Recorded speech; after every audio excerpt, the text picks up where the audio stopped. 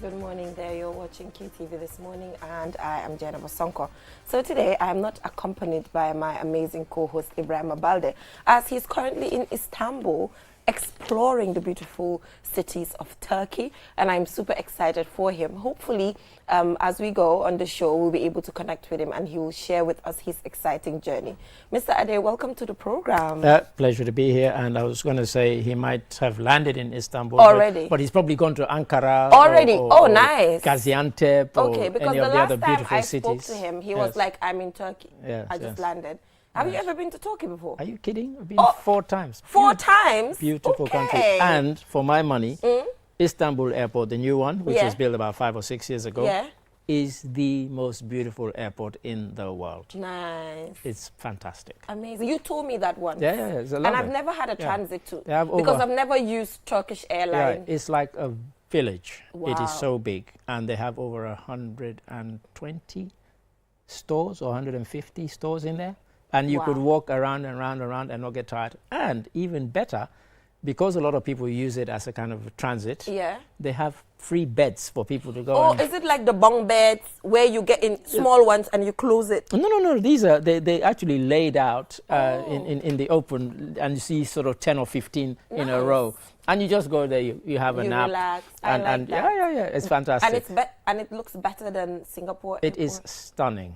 Wow. I'll show you the pictures. If I'd known we were going to talk about it, I'd have shown you, because I just spent hours taking pictures. No way. It's beautiful, absolutely. And the one before, this one was fantastic. So when they told me they were building a new one, I was like, really? Why? But when I saw this new one, absolutely blown away. It is fantastic. Amazing. And Turkey itself, beautiful. Ankara, Istanbul, beautiful. And of course, he will cross the Bosphorus Bridge, which is the only bridge where you can cross from Europe into Asia. Nice. So, yeah. Okay, so Balde should have a good one. He should have a wonderful time. He should enjoy and explore. I hang at the fun now. You know he's very stingy. So I'm afraid he's not going to want to spend money to go to places. We will embarrass him on here. He needs to. The moment he comes here, I'll be like, Balde, what are the places that you visit from your own pocket? He'll be like, no, I'm a family man. I don't need to do all of that, but he needs to do all of that. And Istanbul is very different to the rest of the country. It's very cosmopolitan. Okay. And you go out into the rural areas and you see more people wearing hijab outside of Istanbul, outside of Ankara. In Istanbul, you see a few, but a lot of them very kind of westernized. Yeah, it's a lovely place. Yeah, all right. So it should be my next holiday destination. You're already, you know, making it look absolutely amazing for me. Check it out. So yeah, moving on. Let's take a look at the proverb we have this morning. We have, if a snake bites your neighbor, it means there's a snake in the neighborhood. So Mr. Ade, before we delve into this proverb, if a snake bites your neighbor, it means there's a snake in your neighborhood. We'll just take a short break, and when we come back, this will give you an opportunity to actually allow the proverb to marinate in your head. And after that, we'll head right on to analyzing it. We'll be right back. Stay with us. Q Money and Orange Money has just made money transfer easier. Now you can send money from Gambia to Senegal directly from your Q Money wallet. So what are you waiting for? Get your Q Money account now and start sending money to your friends and families through Orange Money in Senegal now. For more information, call our customer care on 133. Q Money, Sunu Kalpe. Terms and conditions apply. Q Money e Orange Money Johnny weɓini nuldugol mbuɗi mi yetoma joni ida wawi nuldude mbuɗi e rako Gambia ɗo yaha Senegal e Q Money wallet mount eyyi ko honno wonɗa e fadde mi yetoma udduto Q Money account ma on joni fuɗɗoɗa nuldude mbuɗi e teriɓe ma rewa ɗon ka Orange Money nder Senegal fi heɓugol hen ko laaɓi ida wawi noddude Q Money customer care e 133 Q Money suñu kalpe ɗum no yaadi e sartaji. Q Money anin Orange Money ye bulodi nyola pour ka kodi kio sone yande ka bonan Gambia banko kan kata Senegal banko kan anin Q Money wallet e ka mune batu e muna fan Q Money account wala sign pour ka dati ka kodoki e terimal anila dimbayal kana anin Orange Money Senegal ni lafta ku Senegal sotola je Q Money customer care commandi 133 Q Money suñu kalpe ñing sartolle bala. Q Money ak Orange Money ñoo lëkkaloo pour yombalal leen yónnee xaalis bàyyi ko Gambia dem ba Sénégal ak Q Money wallet looy toog di xaar dawal léegi nga ubbi Q Money account pour nga mun a door di yónnee xaalis sa xariteeg sa mbokk yi jaarale ko Orange Money Sénégal léegi pour am si lu leer mun nga call Q Money customer care si 133 Q Money suñu kalpe lii dafa ànd ak sarta yuñ tëral. Mitoma. First time cross, really threatening, and it's dropped for Minte, rifled in! Out. Did you know you can buy cash power using Q Money wallet absolutely free up to 30,000 C's? Use our app or dial 323# and select Q Power.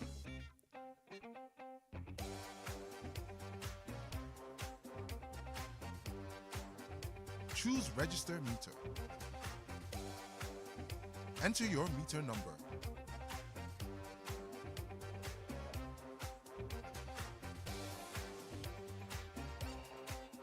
Dial *323# and follow these simple steps.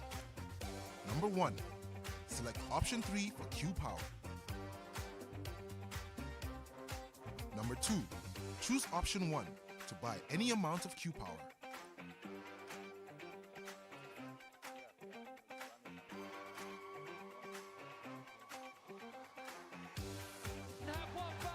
Enjoy free QCell airtime every time you cash in to purchase Q.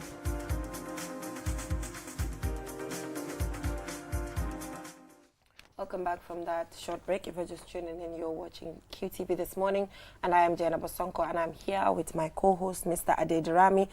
Earlier, I did mention that Mr. Adedrami will be our guest for the newspaper review, but fortunately for us, we're joined by Mr. Mustafa Sise, who's a journalist for the newspaper review, and we are more than excited to have him here to join us to have the divergent views that we need for the newspaper. But I did take us through the African proverb, which is, if a snake bites your neighbor, it means there's a snake in the neighborhood. So, Mr. Ade, you had a chance to think about this. So while we allow Mustafa to think about it, again, if a snake bites your neighbor, it means there's a snake in the neighborhood. What do you think about this? It's kind of about preparedness, I guess. You shouldn't wait for disaster to strike you before you do something. If you use the kind of literal sense of the proverb, you know, you've already heard that a snake has bitten your neighbor. You then don't just go and commiserate or offer your condolences. You think, what precaution should I take? And it should be the same. If something has happened, you know, close to where you are, you think, okay, what do I need to do? You know, my neighbor has, for example, a perimeter wall, and it was so weak, it's now knocked down by the latest wind or rain.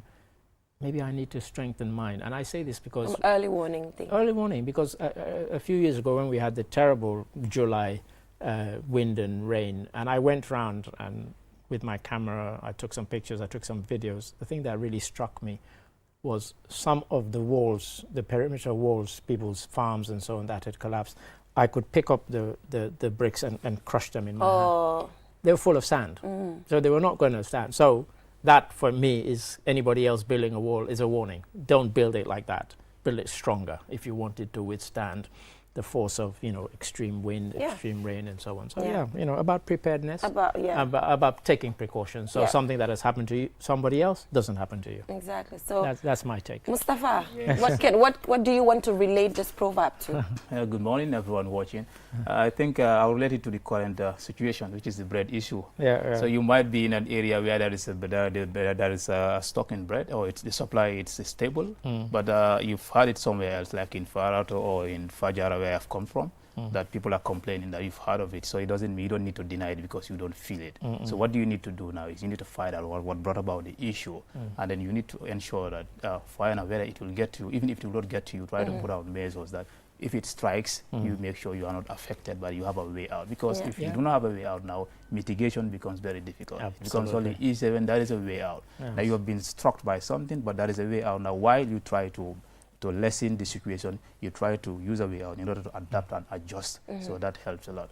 So if a snake bites your neighbor, you don't need to say, okay, it's normal, my house is well built, there is no snake. Oh, the problem is there. You need to ensure that you find out what results in the problem, and you should put out measures to ensure that it doesn't affect you. But also do not forget to also go and help if there is a way out to ensure that the situation lessens. Because your neighbor is still you, like they say, if a fire is on your neighbor's house is on fire. So what do you do? Exactly. You don't need to sit down and fold your hands. It's an alternative. No, I particularly like the bread analogy that Mustafa used, because coming to work this morning, of course, that was the topic of discussion in the vehicle.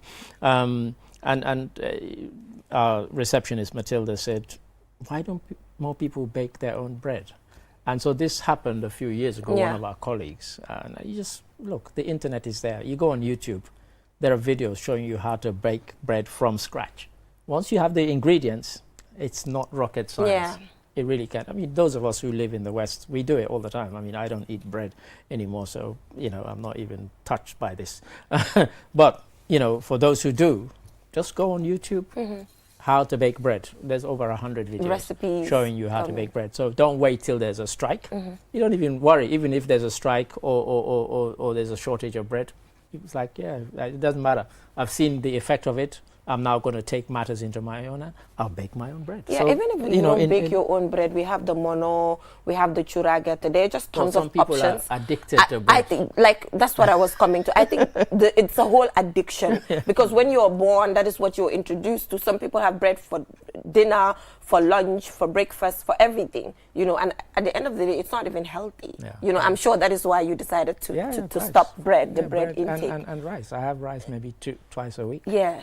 So that, and usually it's only because my colleague Babuka might bring from our caterers down here, and then on Sundays at the house where I live, most Sundays they would cook rice. Yeah.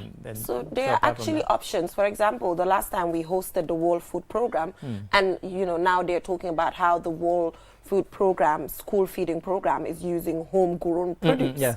It's not the bread and the milk and they used to give the kids. It's now locally homegrown, the mono, the churagerte. Even if it's egg that is from Gambia, everything from Gambia. So, I mean, this is an opportunity for us What's your take on the proverb then? Yeah, I think it's just the same thing, you know, some form of early warning, making sure that when something happens to the next person, you be careful. It even has to do with, you know, our community interactions. For example, if I have a friend or if I'm in an office, and everybody's like, oh, this person, naturally, you would take a layback seat. You be careful. Naturally, it just comes naturally that when people in your surrounding point at something as it is something affecting them because you're in the same community, automatically you are expected to also be careful. You know, even it happens in our communities when it comes to individuals. You might not leave the individual completely, but you'll be like, okay, I need to observe this individual because this person said, I'm not saying it's a good thing. No, I'm smiling because I was always the opposite. I'm not saying, okay, let me put this together. I'm not saying it's a good thing, but I'm saying this proverb translates in our community settings. Sometimes somebody will give a warning shot and be like, oh, this person, it doesn't mean that's that person because people's reaction to people might be different based on the people that they're dealing with. You know, but naturally it's a psychological thing. You start observing the individual because it happened to your neighbor, somebody in your community. Naturally, that's how it happens. No, I'm smiling because you use that particular analogy because I can remember in my school days when the most popular boy in the class had been upset by somebody and he would say to the class, don't speak to that guy. I would make a ostentatious effort to speak to that person to know that I'm not subscribing to your nonsense. You know, so for me, that's the worst thing you can say. Like, oh, let's ostracise that person. Trust me, you'll just give me the green light. But I'm just telling you how then, even though it's a bad thing, but this proverb directly translates, even in our politics. In our politics, when a particular, you know, political party is, you know, put in a certain box. Everybody's like, hey, Kisunko Votale, we're not going to eat. You know, people would say that about a specific political party I don't want to mention. People will be like, oh, you don't need to waste your vote because if you vote for them, because it's a perception. That is what the community thinks and then everybody adapts to that, unfortunately. For me, I think that is a way out in this. If you go to our schools, so senior secondary schools, most of the schools with home science departments, they bake cakes. They bake snacks. They make snacks. So we can make this. I'm lucky to have a brother who is married to a home science teacher. I will tell her, with you in the house, I am not bothered. You hardly eat bread. So everything that you see, even dry bread, make something out of it. So I think we can have this as a solution. Let's engage our schools, home science departments, and then try to diversify our diets. But if we depend on one thing, unless we want to do what we call necessity is the mode of invention. So there is a need for us to diversify. The dramas and the cameras and the sabales need to diversify, not only bread. As for me, I'm not that much affected individually because I hardly eat the rice. Because those of my people who are close to me will tell you, in the morning, I buy porridge. That's what I take. That's what I'm talking about. That's what I take more of liquid. Do the mono and those close to me at work will tell you I take more of liquid. Exactly. Liquid food and then solid food, whatever. That's what I do. And I think we can do it. Because whenever somebody is traveling locally in households in Gambia, your mother will prepare porridge for you to take it. And I remember, Jay, that has reminded me when I was going to Kenya, I took along futu or cherry. Me too. When I went to, I think, at Bole International Airport, a security lady ran after me. Yes, and said, "What's this?" I said, "My lady, calm down." I said, "This is West African food." Exactly. Said, "You taking it?" I said, "Yes." I took it to Best Western Hotel in Kenya, which is one of the best hotels in Kenya. But I took it along in case food is delayed.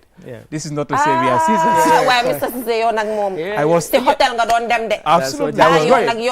And my Nigerian neighbors enjoyed it. And the Guardians as well. But anyway, generally, that's how Gambians are. When you're moving, you move with food. So let's head on to current affairs. Some of the happenings over the weekend. We've already started with one, which has to do with the bread. An increment was proposed, and then later they came back to say, okay, we will, hold on to it. So the national dialogue, the second national dialogue, happened yesterday at the Sadauda Jawara Conference Center, where individuals from different walks of life came together to have a discussion as to where we want to see our country. It's 60 years anniversary. The panel discussions were also quite diverse. Religious leaders, civil service, businessmen and women, and the list goes on. Conversations were amazing, but what actually caught my attention yesterday at the event was the plea by the persons with disability. Because QTV used to have a sign language interpreter on the news. Regularly. But we don't have it now. So we only have it on the Weekend Review. Only, which is good, because with the Weekend Review is a sum up of everything that has happened over the weekend. Or at least 10 stories. 10 stories, major ones. So, this lady who was not born deaf, she actually got sick along the way, came up, took the mic, and she was like, the state broadcaster, what is happening?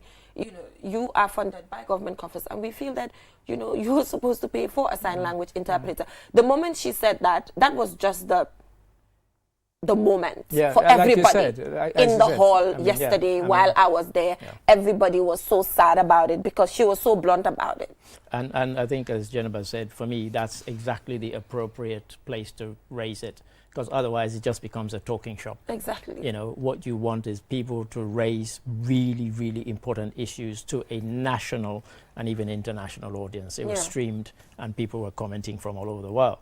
And so, like you said, you say to the state broadcaster, why are you not doing this? You're disadvantaging a whole community by not having something like that. So, some people might think that's quite a small thing, but that's quite significant because, like you said, for you, that was the moment. And I suspect for many people, that was the moment. That was the moment. So the rights of persons with disability, Mustafa. Yes, these are people who are usually forgotten. It starts at home, usually. They're usually forgotten when starting at home. So remember, our behavior mostly at work is informed by how we behave at home or how we perceive other people.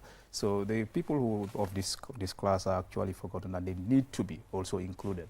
So when you talk of inclusion, I walk into imagine the university building.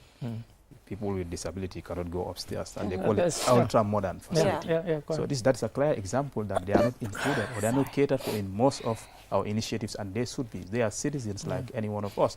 It is not a cause for them to be in that situation. It's just a condition. And so long you are in a particular condition as a citizen or even a non-citizen who is contributing to a just cause should be availed with opportunities that will govern or that will enable the person to fully realize his or her potential. And this is one of it. Imagine a national event. You call it a national event. it's not less national, because there are certain nationals who are not opportune or privileged to get what they are supposed to get from the event, or who are restricted from participation. This is actually serious, and they should be looked into. They should look at it carefully and make sure and avail them with that. In fact, they deserve an apology. Yeah, so Mr. Cisse, to further tell you guys how blunt this woman was, she called it hypocritical that during national events such as the National Dialogue, they would have a sign language interpreter. Like, she'll be like, why on a national dialogue you feel the need to bring a sign language interpreter? And yet, on very important programs, you feel the need to hire an interpreter. And yet, national news on a daily basis, where we are supposed to know if we're supposed to be safe and all of that, you can't present a sign language interpreter. So we do not want it. Yeah, and for me, what I like about it is, you know, in Europe, they used to have the same problem 20, 25 years ago. Yeah. And then people with disabilities started protesting. Yeah. You know, now there's no way you would go in Europe where anybody would even think of building a building that has to have public access without disability access. You wouldn't even think about it because it's just against the law. They wouldn't even give you planning permission for it. But they had to make noise, you know, serious noise for that to happen. And now it's the law. When you go and you present your planning, you know, your architectural plans, they look, where's the disability access?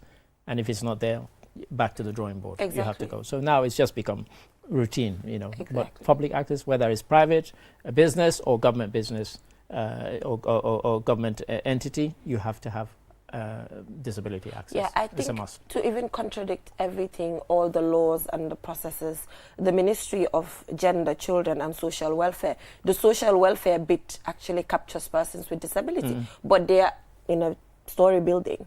Yeah, persons with disability cannot reach can't the even ministry. get to the ministry. You know, that is very unfortunate, because it's the ministry under where persons with disability are under. Yeah. So accessibility should start from there. And for me, one of the disappointments when the draft constitution failed, you know, 4 years ago or whatever it was now, my biggest disappointment wasn't thinking about term limits and so on, which, you know, people were obsessing over. Yeah. It was the amount of progressive stuff to do with people with disabilities that were in that draft. Yeah. All of that was thrown into the dustbin. And for me, that was the biggest. It wasn't even term limits. Who cares? You know, like I've always said, the ultimate term limit is not voting for somebody. It's not having it embedded in the constitution. Okay, if you don't want somebody, you vote them out. But those rights for people with disabilities that were enshrined or would have been enshrined had it been enacted, they were all dumped in the dustbin when that thing lost. And for me, that was because we watched it when the debates were on, and we're thinking, these people, do they know what's in this draft? Yeah. Because it was so progressive. Yeah. Had they been passed,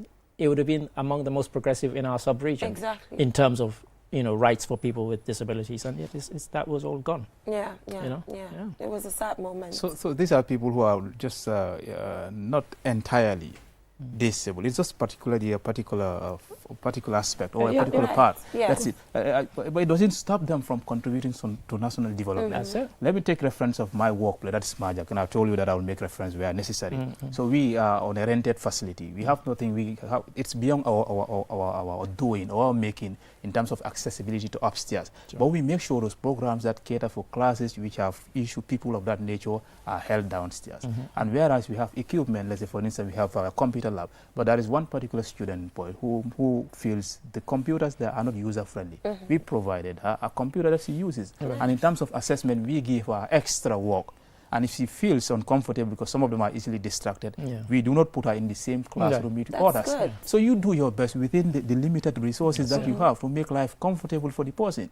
One of my students, when I pitch, because I train students on news writing and radio production, so one of them, I asked them to do a story. She told me, she said, for me, I want to do a story on accessibility to the Batil-Harin Highway for the physically challenged. I said, that's interesting. I said, that's interesting. What do you want? He said, because there was some day she was passing. So it took one of them so long before she was able to cross. And then, you know, fortunately, something will come out of that, because the authorities concerned with roads have assured that they are on a sensitization, and they have something, an initiative that will ensure accessibility is for those people. So I think everybody has, but us as journalists, we have much stake in this, because we are highly regarded by people. Whatever we say against the government is not taken lightly. The government looks at it, if it wants it, because we have the power. But people in the street, maybe the lady who has complained, it might not be taken serious, but if you, I and Ade took charge of this, and we keep saying it over and over. Well, Mr. Sise, I doubt, you know, there's also that deliberate political will in this area.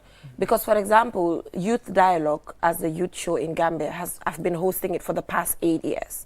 And deliberately, I give extra time to persons with disability as well as women, because I know these are the two most vulnerable groups. I can remember being the first person in Gambia to interview the person who's deaf and finished university first in the Gambia, giving her a platform, and she came. And we've been advocating over the years, for the past 8 years, as journalists even, you know, talking about it, but very little changes. No, but the thing you know, is, the changes are very little. No. Yeah, the journey doesn't end. The journey you may not know, you are making a lot of impact. Well, this is it. Well, I don't see it. It's No, us but outside. I'm being honest here. I don't see it. It's us. Probably you've never met me on a formal platform. This is the first time. Yeah. Yes, but I've had a lot of impacts that your show is making. This is yes. You in may that not, area, I doubt. Maybe you probably have to do a survey, a mini survey about it to know issues that you have addressed or issues that you have raised, whether they have been addressed. You're talking to people who should benefit from it and others who are in charge. Probably that will give you acquaintance with. But you actually making some. So in this case, I think we need to talk more and more and more about. We shouldn't be tired. We shouldn't be fed up. More and more about it. We've been talking for so long. Let us still talk about it, because like you said, if somebody should do what is expected of the person and the person fails to do it, it is only criticism that makes the person do it. Well, if you do not critique the person, then. I feel if I should be here, let's say I am in charge, I have stood, and you keep praising. Are you talking about? So, how long ago? You know, some of these fights, they take 10, 15, 20 years. So you can't say, oh, because it hasn't happened. But the truth is, some of these things are very little details that can be solved. They're not even major. So you these are very little things. You say little, and they can't be adjusted. But it's about changing a whole culture. It's like I'm talking about disability access, for example.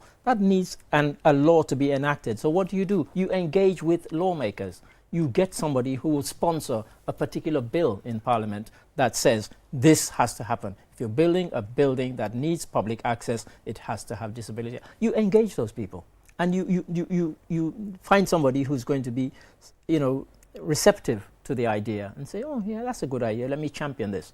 And trust me, that person, if they do it, they will be remembered forever. For example, the ministry is here since 2019, 2020, 2021. 6 years. 6 years. If we've been singing it on this program that the Ministry of Social Welfare is under them, the building should not be that. It's a simple. They are renting there. They can simply get another place to rent. So let's go back to what Ade said. So anyway, now let's take a different approach. Okay. Now we've been singing and singing to the ministry. They fail to dance. Let's engage other people who have the power to bring this into Parliament to make it happen. And once it is tabled in Parliament, if it is passed and enacted into the law, if anyone fails to abide by it, then it becomes a crime. This is it. That's even the commission, the disability commission. And we will have people who will be supervising and monitoring the implementation. So we will have a base to go to any individual to say, before you build this or before you have to have this in place, and we will have a better reference. That there is reference. Due to but time for now, I'm told we have no time, but I'm just pleading for 1 minute because this particular topic is very important. We're having our own national dialogue here. This is a national dialogue, right? So just 1 minute, please. Go ahead. Before you leave, Mustafa, because we might not have this opportunity real soon. The port, Al Bayrak? Yes. You know, Al Port. Taking over the Gambia port. They're currently on a transformative journey, as it's been put on the papers, to take the port for 30 years to manage it.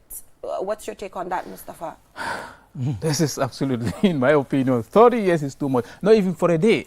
Whatever service they are offering, if we are ready, we can offer it better. You think so? I am not in support of it. Even though the port has been there and complaints have been laid. I am not in support of it, the list. Take it there, because it will have some ramifications on the poor employees that I know. I am not in support of it. How? The list. I am not. Because you're taking these people, somebody is now taking it, he decides who comes in and who goes out. So he is not interested, he's not focused, he makes sure he has invested and he makes sure he's focused on trying to build or trying to gain income in order to get what he has invested, or just to maximize profit. But doesn't the counter argument to that might be The fact that it will professionalize it, because we all complain about it. Let's not pretend. I have complained several times. Also, that the revenue collection will be speeded up, and they've done it in other countries, although they face criticism and complaints in some of those countries, but nonetheless, they've done it, and they have a record of doing it. And it's one of the things that we keep saying about a lot of the parastatals, that things should be taken out of their hands because they're inefficiently run. We've been talking about that. Let's privatize this. Let's privatize that. Because it's not working without privatization. I still believe that. I still believe we can do it. We've run out. We can do it. In my nationalistic thought, I still believe we can do it. But we didn't do it. We couldn't do it. Why because we haven't done it for 60 years. We are not willing to do it. The right persons probably are not there. Or the right procedures are not taken. But we can do it. Okay. That I believe. All right. It's too late. It's too late. It's too late. The port is taking over for 30 years. And let's see what will happen. I'm against it. I maintain my stand. Thank you so much, Mr. Cisse, for coming on the program. Looking forward to hosting you here again. Have a nice day. So we'll just go for a short break. And when we come back, we'll be taking a look at the Ministry of Higher Education, Research, Science and Technologies retreat. You know, some of the issues that were brought about, some of the resolutions. And also, this is just an opportunity to engage the Minister on Gambia's 60th independent anniversary as well, and what his ministry is reflecting on at this very crucial times. We'll just go for a short break and we'll be right back. First time cross, really threatening, and it's dropped for Minte, rifled in! Did you know you can buy cash power using Q-Money Wallet absolutely free up to 30,000 $. Use our app or dial 323# and select Q Power.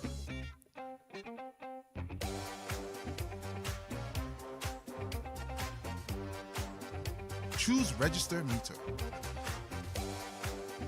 Enter your meter number.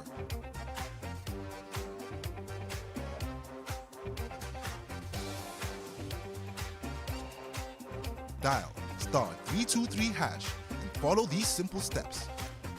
Number 1. Select option 3 for Q Power. Number 2. Choose option 1 to buy any amount of Q Power.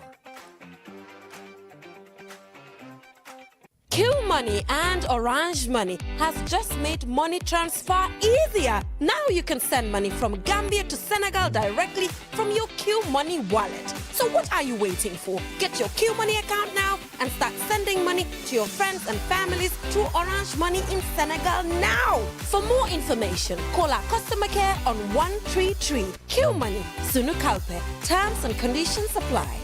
Q-Money e Orange Money Johnny weɓini nuldugol mbuɗi mi yetoma joni hiɗa wawi nuldude mbuɗi iwrako Gambia ɗo yaha Senegal e Q-Money wallet ma on eyyi ko honno wonɗa e fadde mi yetoma udduto Q-Money account ma on joni fuɗɗoɗa nuldude mbuɗi e teriɓe ma rewa ɗon ka Orange Money nder Senegal fi heɓugol hen ko laaɓi hiɗa wawi noddude Q-Money customer care e 133 Q-Money suñu kalpe ɗum no yaadi e sartaji. Q-Money anin Orange Money ye bulodi nyola pour ka kori kio sone yandi ka bonan Gambia banko kan kata Senegal banko kan anin Q-Money wallet e ka mune batu e muna fan Q-Money account wala sign pour ka dati ka kodoki e terimal anila dimbayal kana anin Orange Money Senegal.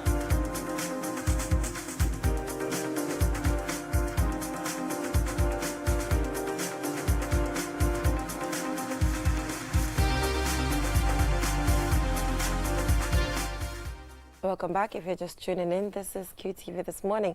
Now, Ade, we're moving on to the Ministry of Higher Education, Research, Science and Technologies retreat. You want to take over? Yeah, please. I mean, for somebody, people know how obsessed I am. Yes. So I'm like, the importance of education.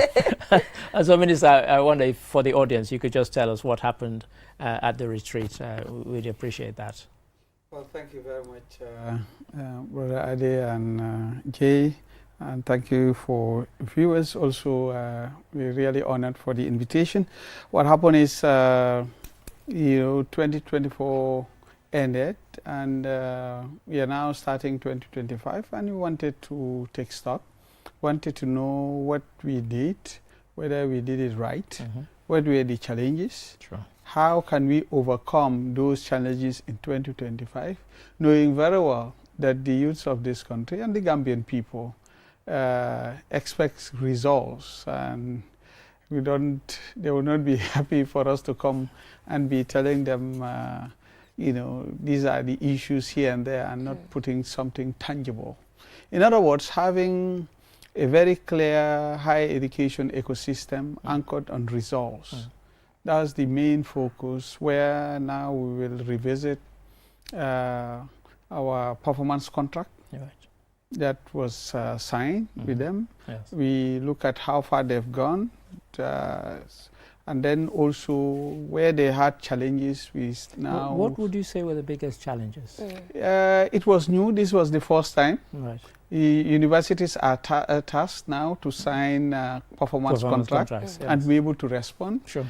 You know, it's different because people are not used to that. You have your budget approved by council, you run your universities the way you want, and that's it. Sure. So for the first time, you are now told that, well, this was your budget approved by the council. In that budget, you highlighted you'll do this, you'll do that, and this is the cost. So now we are saying, what you said 1 year ago, tell us what you're able to do with that. And then we are not, at the ministry, we will not be the one now coming to engage you on that. We allow our technical arm, that is NACA, National Accreditation and Quality Assurance Authority, to go. And now do the inspection and the monitoring to verify. So in the contract, these performance contracts, are there sort of penalty clauses? Yeah, that's also one of the challenges, the main challenge, because right at the beginning, people thought that it was for witch hunting. You see, so they were, some were dragging their feet, trying to get excuses here and there, maybe asking for funds for them. In that situation, you need to give us more funds and so on and so forth. And we also clarified that in addition to the subvention given, any money generated by the universities are public funds. Tuition fees are public funds. Even donations by private individuals to the universities are public funds. Right. So those funds need to be added to the subvention. And all is what the Gambia government would have given you. So don't just look at the monthly subvention and say that's what government has given us is not enough. So the tuition fees and others will be handled differently. Differently. Any butut that enters the university, any university, must be accounted for. And it is also part of the resources that should be used for the performance contract. So these were some of the issues we were able to clarify, and among other challenges they faced. And I think now they will, adjust better, and so that 2025 will be better than 2024. And then also the other thing also this time around, we now have action points. We all agreed later all and projected what is expected of all these universities. So these were in next 3 months and so on. In May we're going to meet again. So now check how far they've gone, the level of implementation of all these things. And to do that also, NACA will go around and cross-check to see, and they will do the presentation, because this one also, NACA was able to do a presentation on the level of, adherence and, performance of all the institutions vis-a-vis what they signed for.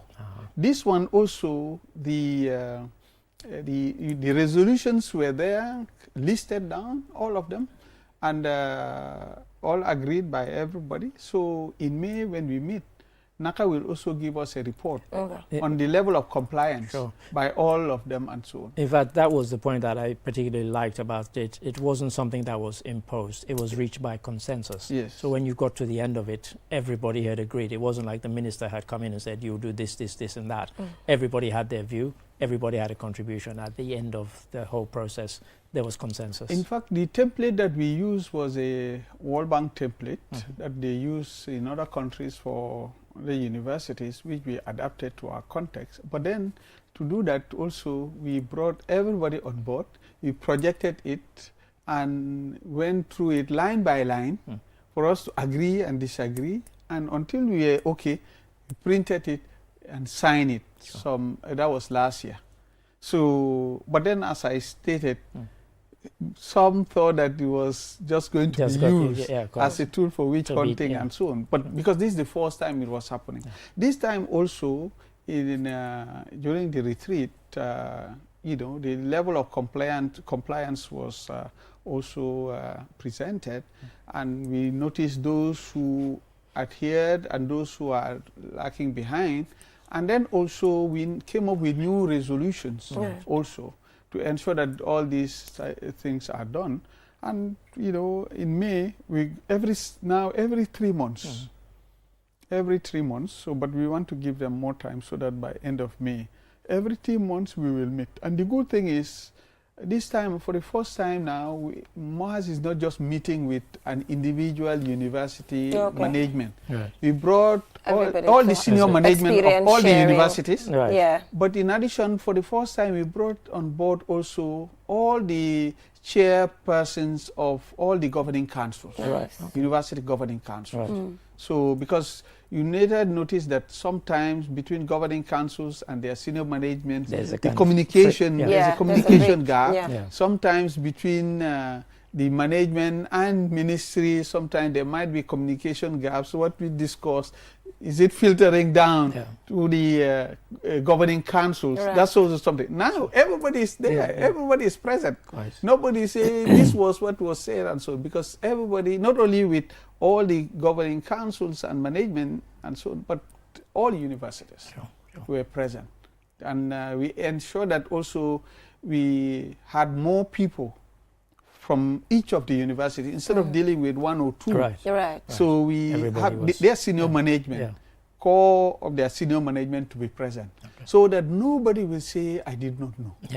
And nobody will wait for somebody to explain what is decided. You know, on behalf of because you were present. You were there. So I mean, so the retreat, it's happened. There's consensus. If you were to project ahead, 2 things I'd like to ask. First, kind of the journey that Gambia has had since independence and since university was started, and also project ahead from the retreat. If you were to look ahead and say, what would success look like for you based on what was agreed at the retreat? Well, the success is, we are trying to go back to the what our founding fathers did, and I know we'll come back to that. And it's very dear to me, you know, what they did pre-independence, because you will later see, those who follow me very well, will notice that whatever I'm doing, I'm just going back to the archives to see what was done, planned many years ago. What was our intention? Yes, what was our intention, and we missed the road. So here, yes, we signpost our tertiary and higher education ecosystem, and I feel that the future is bright, because the way we are proceeding now, it's action oriented. We don't want theory. We listed what we intend to achieve by end of you know, May. So when we come, there's no whether they will be able to do it. It must be done because that's what we agreed upon.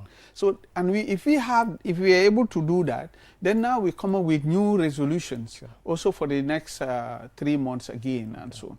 That's what we're going to do. We're having a system, universities, where now people will have real policies, good university policies, so that when they take decisions, it's not based on what they want, but what the law says. They will be quoting the relevant section. You see? So you don't take decisions outside the book. That's what we are pushing them to do. Okay? Anything you do, promotion, appointment, you know, whatever you do, you quote the relevant section. Because we are universities. So that's one. 2, we also want to have a system where people have, all our public universities have an ERP system. You know, where now, but not only having ERP, some have, so some do not have. Those who have, they are not maximally utilizing it. Some don't have, but we want to ensure that by end of May for them to have their ERP system functional, so that we have an online system in our management system. So that Mohas will have a dashboard. We don't need, we are in 2025, we don't need to move from Mohas to any university to have access to their data. From Mohas, we need to click the button, and that dashboard should be linked with an API to all our universities and get the data in 1 minute. And in 1 minute, the system must do the analysis for us. We need to know how many students are coming from this particular region, and so on and so forth. How many students are doing sciences, for instance? Where are they coming from? How many students are in the gender, in you know, how to call it, are in the STEM area from a gender perspective? You know, male, female, and so on and so forth. And I think there's a meeting today about in fact we are now going to develop a validate a task, how to call it, a strategy on the female gender in tertiary and higher education, how to promote that agenda for the first time in the history of Mohas, for us to have a standalone policy. The policy will come after it's also developed. Today, the validation is on the strategy. Later in the coming weeks, we'll also validate that of the policy for the first time. And it is geared towards that. But based on what we are working on, that is going to help us to know where are our students, where are our lecturers. You get the point. So we need to develop all these things, and among other strategies that we are working on to ensure that our universities work based on systems and they are results oriented. This is what we have. So we just have little time, and I really want to ask this. It's just on because yesterday you were at the National Dialogue, and we were just discussing before you came in on how persons with disability actually stole the show yesterday, you know, with some of the requests and the suggestions that they're giving to public institutions. Part of the retreat, did you have any discussions based on integrating, for example, persons with disability? You're talking about gender, you're talking about STEM, but is there any agenda surrounding persons with disability, which can be challenging for the ministry anyway, but is there any policy related? Yeah, because this is also something dear to us. In addition to the gender dimension that we do not have as a standalone policy, we do not have also a standalone policy on special needs, let me put it this way. Okay, so this is something that we'll be working on, because it's also part of our strategy, and we also already identified, which we did not have before, a focal person on gender and also on special needs. Okay, for the first time at the ministry, because we need. I am a victim of that, because as you know, I'm coming from the university, and I was having students with special needs, and I needed to teach them, and I was not trained to take care of them.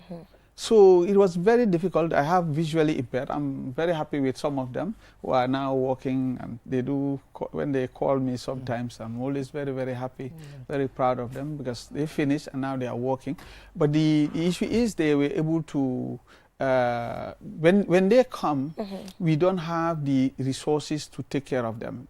But things are changing, because, by the way, yesterday I received a call from Magistrate Kurubali, who is going to deliver, hand over some laptops for those people in special needs. And we're going to do that. The other thing also is we work with the student union, and they made a request which we supported and sent to the Ministry of Gender and Social Welfare. They also agreed to buy some equipment for them, those having some of these challenges. So this following procurement process also, so that we will hand over. That's one. The other thing also is the structures. The structures, the one that we built at Faraba and so on, at the beginning it was not taken care of, but we also wrote to them. We also wrote to them to now buy some equipment that will help to them adjust the one that the current one, so that it will be taken care of. That one is done. So they are on the procurement process also. Now the new ones that we are building, and by the way, I give you the premium of it. You know, the 7 stories and of the Chancery building and the Faculty of Law and the School of Agriculture and Environmental Sciences will be inaugurated on the 27th of December. And these ones will have these issues incorporated right at the beginning. However, the library is already having a lift. So in case those people have, they use the lift. The Chancery building will be having more than 2 lifts. Nice. So because it's 7 stories. Not only even the non physically challenged will use that. So, but these are some of the things because we visited Faraba, we went with the minister and other colleagues and so on, other ministers, and and that was the reason why we went with finance. They are the one in charge of the funds. So they know we went places with to adjust. Ministry of Works. They are the engineers of the government, and then we also went with the Minister of Gender and Social Welfare. So all these things are under them. So she insisted on that aspect of it, and we are also working on it. And as I said, as a former lecturer from the university, I'm a victim of these things. You know, the worst thing is you as a professor, you are teaching, and then students are there, you are not in the position to give them what they need. I used to call other specialists here and there outside the university to be helping, to support them and so on. And we don't pay them for that. So now we want to have a structured system. That would be great, because a few months ago, we were also discussing with some of your officials from the Ministry of Higher Education on mainstreaming madrasas, you know, integrating, you know, the madrasa learning. I think we spoke to into mainstream education. You did. That's good. But I'm sure during the retreat it did come up. When it came up, you know, what are some of the already we have a strategy that we validated. We were waiting for finance to really give us green light, because there are some financial implications. It seems because it's just yesterday that I finalized with finance on the financial implication. So we are now ready now to send the cabinet paper to cabinet office so that it will be tabled. This is unprecedented. This is the first time the Ministry of Higher Education is coming up with this type of strategy for the madrasas and so on. That's to create an equilibrium and also social justice. You know, government should not be discriminatory. Those from the madrasa, they constitute 20% of this high school going population. You cannot neglect that part. So what we are trying to do is to now see how they can be supported post-secondary education, and then also come up with TVET and also STEM. So we want to have people who are ustaz and imams, but yet they are engineers. They are technicians. Part of the national dialogue yesterday was actually centered on that. I think Imam Babali mentioned at the event where you also spoke that he's also an engineer. At the same time. And he's a member of the committee that I set up. And very instrumental. And that's what helped us really doing that. And we were able to really work on that. And this is, you talk about the national dialogue on independence and our nationhood. You know, then now our independence will make sense. You see, as I said earlier on, you know, if you revisit the archive, you notice that Small and Nkrumah, they talked about it even before our independence in 1965. And we feel that we need to really revisit that, and education must be a tool for sustainable development. Absolutely. There is no country that develops without having a highly skilled youthful population. So time is up, but I just want to know your childhood reflections quickly before we go, because we have a minute or 0 minutes to go. Your childhood memories, growing up in Gambia, attending independence celebrations and all of that. Yeah, the two things. One, these are just one, going to to McCarthy Square. From Mosdoli, we march into McCarthy Square, and then later march and then face Sadauda. And then with his famous statement in those days, and he will start with boys and girls. Yeah. Those is the Sadauda's intonation. It was just specific. So, and it was very, very nice. But then also the other thing also is we used to sing. And I told Mopsy that for me, I would really love for them to bring it back. I used to sing a hymn, Lige Jodna Gambia Momna Bopa. I sang that too. Yeah. So, you know, so, and for me, that if you understand the lyrics, you don't need any civic education again. Yes. From the beginning to the end, is everything. Yes. You are telling people not to sit down at the Banta bar waiting for Godot. You are telling them to wake up and walk. You are also telling Gambia Momna Bopa. You're telling them about independence. You're telling them about sovereignty. You know, knowing who you are, you cannot be begging in style, like Dr. Peters said. You should be able to now take charge of your destiny. You're now an independent Gambia. 1965. You asked for, like others, Uhuru, independence. It was given to you. Those people fought for it. Now, we are now in 2025. 60 years down the line. 60 years now. What can you do? What can you hand over to the next generation? Because something was given to you.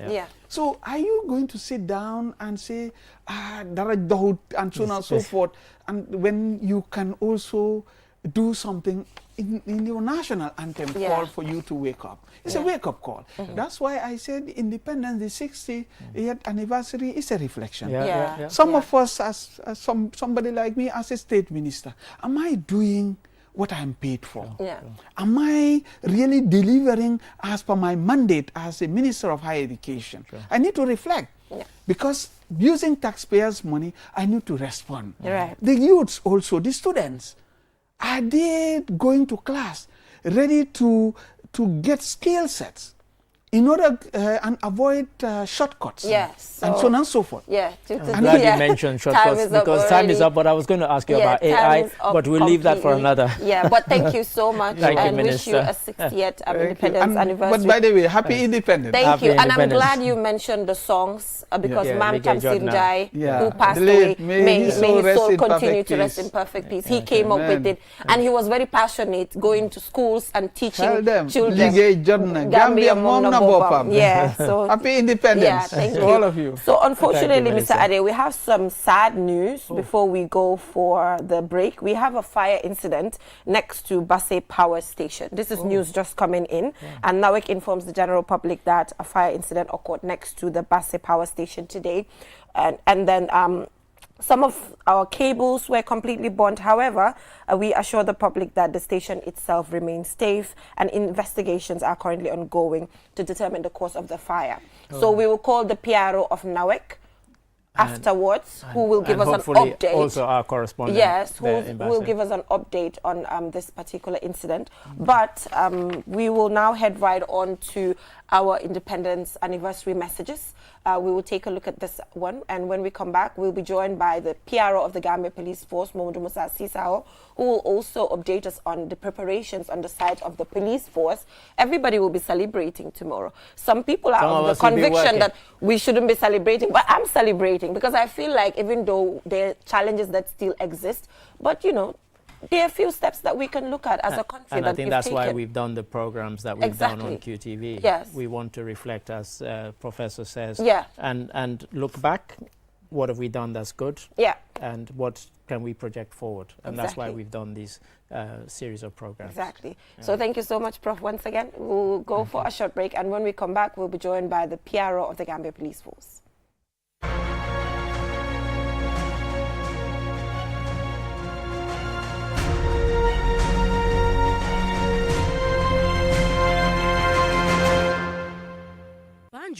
The capital city of the Gambia is more than just the administrative hub of the nation. It is the beating heart of our collective journey and a melting pot of cultures known for its bustling markets and lively streets that reflect the spirit of the Gambian people. From its humble beginnings as Batas, established by the British in 1816, to its role as the cradle of independence in 1965, Banjul tells the story of a nation that has risen through resilience and unity. Banjul may be small, but its role in shaping the soul of our nation is monumental. With landmarks such as the State House, Arch 22, now renamed the Never Again Arch, and the National Museum, it holds great historical significance and consistently reminds us that the foundation of progress is unity. Hassoum Ceesay, renowned Gambian historian, shares his thoughts on Gambia's journey to 60.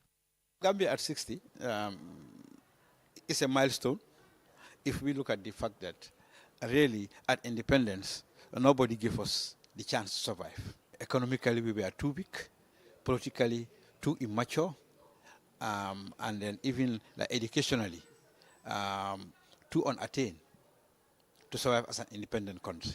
Well, now 60 years down the line, not only are we, one of the progressive states in Africa, but we have maintained peace, we have maintained stability, we have maintained a coherent multi-party democratic system, a free press, and of course, there is also a new generation of Gambians who are getting more and more educated.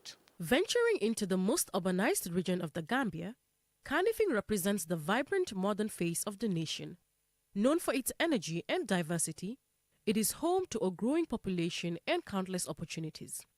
As the region continues to grow, it symbolizes the aspirations of a youthful nation, ambitious, lively, and full of potential. Stretching from the vibrant coastal towns to the inland communities, the West Coast region is where culture meets nature. This region is home to some of the Gambia's most iconic landmarks and is the gateway to our rich biodiversity. Key landmarks in the West Coast region include Tangi Fishing Village, Tangi Bird Reserve, the Tangi Village Museum, Brikama Craft Market, Gunjur Village Museum, and the Gambian Reptiles Farm. The West Coast region bridges our past, present, and future, a testament to the harmony between people and nature. Over to the north lies the North Bank region, known for its fertile lands and strategic location along the river. It has been a center of trade and cultural exchange for centuries, and is also home to significant historical landmarks that connect us to our roots. These landmarks include Kunta Island, Barra, the first port on the River Gambia, and of course, the stone circles of Senegambia. The North Bank region stands as a reminder of the enduring strength of community, history, and trade in building a nation.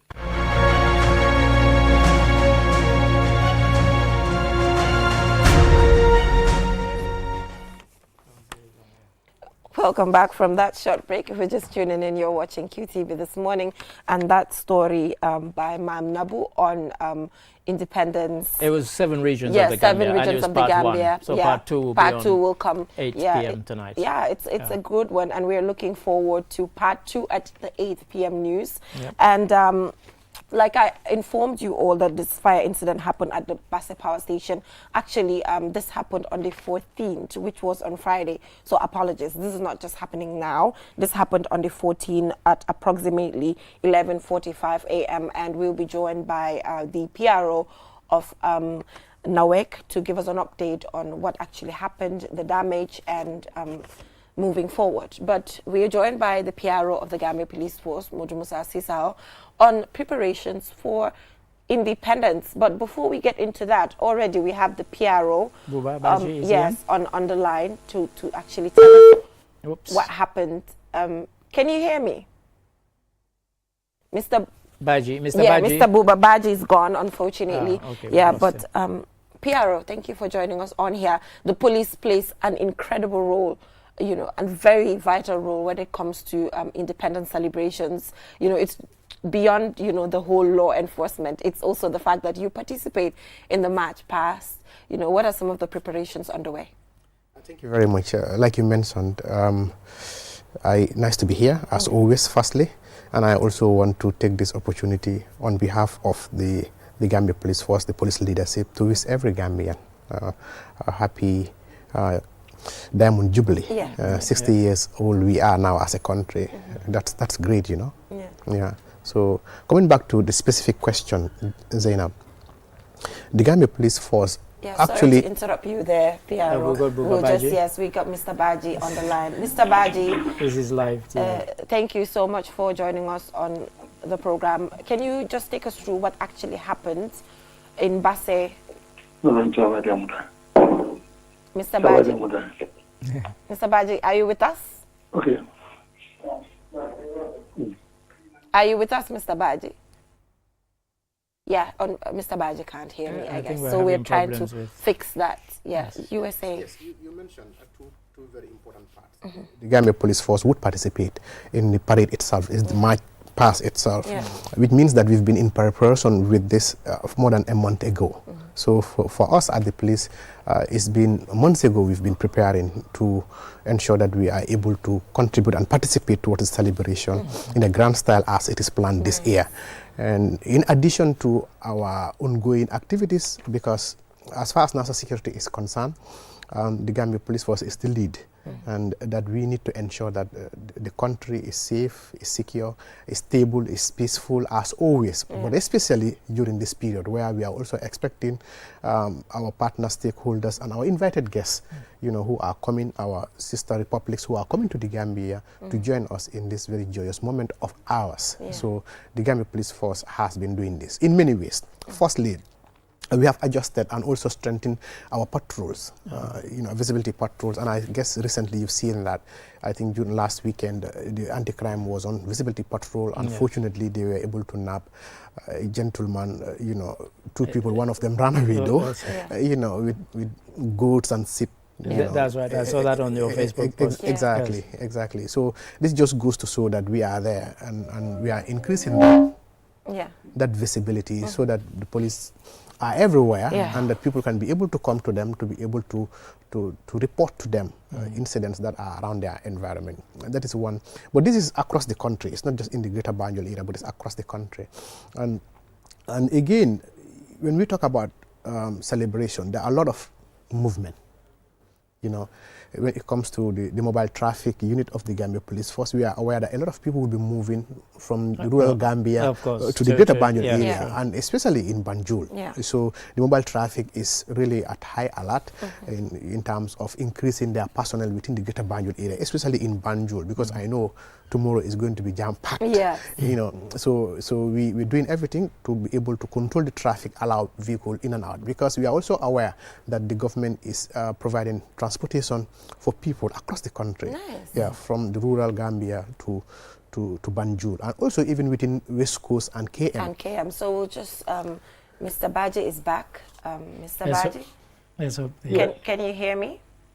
I can hear you loud and clear. Yeah, thank you so much for joining us on this morning. So can you just give us an update on what happened at the Basse power station on Friday? Thank you very much, and good morning to you and all the listeners. Yes, it was around 11 o'clock on Friday that we got reports that close to our power station there was a fire. They have caught some of our cables. And I mean cables, you know, we have cables like drum cables on rolls. So by the time the fire service reached, with all our support from our team on the ground, unfortunately we lost all the cables. But the power station in particular, the fire did not reach there, and then the power station is also sick. So how did this affect operations? No, it doesn't affect it in any way. Okay. So those cables are meant for new connections coming, but as I said, that didn't affect any of the operation as we speak of now. So when you say new connections coming, what are these connections? No, what I mean to say is, you know, we have complete projects in the area. Yes. So normally the contractors will take the cables from the city area to store them there. So in one of the storage facilities, that's where this fire outbreak came, but not necessarily many. It's about a few drums that were caught on fire and then they are burned. That is unfortunate. So is this one of the project? Which of the projects is this? Who is funding it? This would be the. I have to. I think I will need to find out that. But I know the cables are there, and then we have two projects ongoing. We have both the Eco Reef and then the Jeep ongoing there. So we need to. I need to ascertain which one belongs to. The cable belongs to which of the projects now. So were you able to ascertain? What is important is the project cables. That is So were you able to ascertain the cost of the damage? Yes, because it's about 7 drums, or 6 to 7 drums were completely bought. Okay. And how much is this approximately? Say it again. What is the estimated costs? What are the financial implications now after this incident? The team left here and they are on their way as I'm talking to you. So we will get to know that immediately they arrive, then we will do the assessment and know the financial cost involved. Okay, and like you said, financial cost involved, it's funded projects, right? Funded electrification projects. Yes. Okay, that's unfortunate. PRO, any sense of how it actually started, or is that too early to ascertain? It's too early to ascertain because already investigations are on. Now we have both the fire and rescue service with us doing all the investigation, because the area was very clear of any bushfire. Like the area is surrounded by grass where you can see if fire came. Maybe the cables also could be hitting. You know, already investigations. After the investigation, then we will definitely know. And just one more question from me is, taking into consideration the sort of important equipment, was this facility guarded at all? Of course. Okay. This facility is guarded by both private and national security as well. Okay. So there's no suspicion of arson or anything? Oh, it says early days. No, absolutely not. Absolutely not. Okay. All right, that's clear then. Okay. Thank you so much. And we will obviously reach back to you when the investigations are done, just to have, something clear about what happened there. Thank you so much for joining us, Mr. Baji. You're very welcome. Thank you. Bye. Yeah. Back, you said the government will be providing vehicles across the country for the 60th independence celebration. Yes, this means that the Gambia Police Force has a lot to do in terms of maintaining the security within the city, but not only the city, but the Greater Banjul area, because not everybody would be housed in the city. But it's during the period that we'll be celebrating, that time that the city would be packed with people. But like I said, we are more than ready because we've been preparing for this. We knew this was coming, and we knew the capacity in which it would be. We had meetings with the stakeholders, and that especially the crowd control department or unit of the Gambia Police Force and the mobile traffic unit are on high alert as we speak, in trying to ensure that they are able to have diversions and also able to station officers within Greater Banjul area and on the road, the traffic, because the traffic is the issue, because everybody needs to use the traffic, whether going for personal businesses, and also we have the hospital there, where referrals are also incoming. So it's also important to send a message to people who are going. That police officer would be on the road to control the traffic, meaning that they will be asking people to park here and not to park here, so that we don't block the road, because there are different users of the road. Others specifically would be for the program, but also the same road are used for access to very important institutional facilities, example, the hospital. So it's very important for people to know that wherever you are being asked to move your vehicle from this location, there is a reasoning for that, because assessment is already done as to where vehicles will be parked. Because we know there are garages again, but the main road access into Banjul to the hospital and on the road, this road would be very clear. But any other road, let's say internally and all that, people might be able to park in those areas and within the garage. We understand that when it comes to program in Banjul, parking is the problem. It has always been the problem. This is why officers would be on the ground just to ensure that at least the minimum is that the highway access to the hospital and going to the Makati Square is something that is actually free from parking. Yes. That's very important. So maybe we can just say this in the local language as well. I was about to say. Yes, so that you setan, you understand. I know everybody will be excited. Gambia is turning 60. Because I'm not shows you I'm tamit. Apart from celebration, formal celebration, bisi bopam. I'm not shows you nga organized nanko. You itam dañ wara am, so everybody will be out.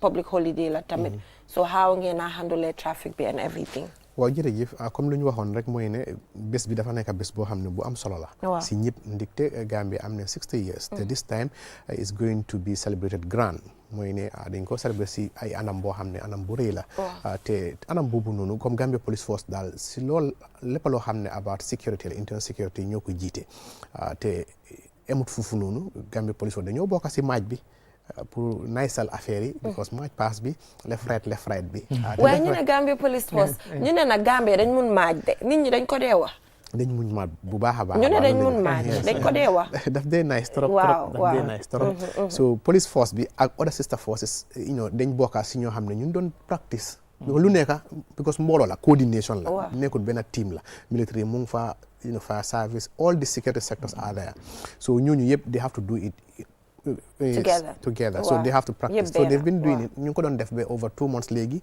ba fu ñu toll nii def nañ seen final rehearsal ne léegi moom yëpp moo leen yëpp baax na so loolu la te ëllëg incha allah dinañ fa nekk pour gis loolu noonu loolu su weesoo nag comme Gambia Police Force suñ ne ndaje am na rek ñun moom am nañ taxawaay waaw am nañ liggéey ndaje am nañ liggéey surtout ndaje bu tollu nii loo xam ne Gambia bi yëpp ñu ngi koo célébrer ne am nañ 60 years te 60 years bi nii dañ koo célébrer lu ñu wax Diamond Jubilee mooy ne ak yoo xam ne with grand style so Gambia Police Force dafa am ay buntu yoo xam ne am nañ solo trop buntu bi benn bi mooy mobile traffic nag mooy buntu boo xam ne mooy amee yëfi trafic bi police yi ak moto yi ak driver yi te lii su amee nag xam naa ne nag suma mbokki driver yi xam naa président mu ngi maa déglu mooy ne especially commercial drivers yi pour ñu ndanka ko understand nga ak nit ñi because dafa am yoo xam ne police dañu nekk si kaw yoon pour contrôle gis ne nit ñi waruñoo paak dafa am foo xam ne on a no ma sago na mun nga faa paak waaye because of the programme doo mun a paak foofu noonu pour driver yi xam loolu noonu police dañoo nekk si kaw yoon bi yëpp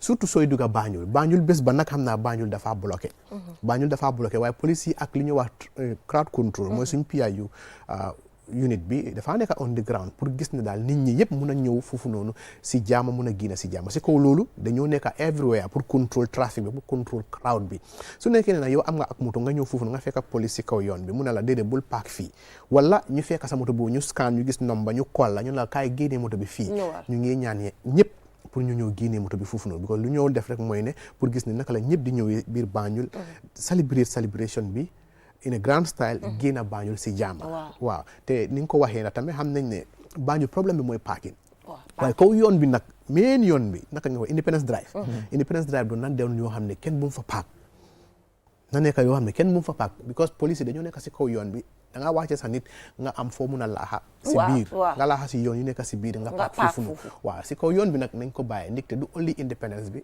waaye tamit dafa am ñoo xam ne dañu am ay soxla si biir Banjul xam ne ne hôpital bi foofu la nekk ak yeneen jumtuyaay tamit foofu lañ nekk so am na solo trop pour nit ñi yoon boobu noonu ñu bàyyi ko xam naa garage bi si biir dëkk bi boobu moom loolu du nekk biir problème waaye yoon bi Karaba Avenue bi la ñoo ñaan képp koo xam ne moom fa te police yi dañoo nekk dañoo bari foofu noonu soo leen gisee police yi nag police yi pour jàppale ñëpp la any problème soo ko gisee soo ko xamee soo ko yëgee mun ngaa ñëw si police bu nekk nga ne ko man de lii mooy suma soxla because police yi dañ ñëw pour mun a give service to the people it doesn't also only mean ne soo gisee police rek dafa am jàmm lu bon waaw so anything even su nekkee da nga réer whatsoever police mu ngi fa nga ne police man de place nangam laa bëggoon a dem waaye xam nga fan laa nekk te loolu am na solo trop we'll try to do that waaw jërëjëf PRO si kaddu yi appreciate nañ sa ñëw bi torop just to inform the viewers that today at 8:30 there's a special discussion on the Gambia Police Band. It's going to be a very beautiful discussion, so don't miss out on it.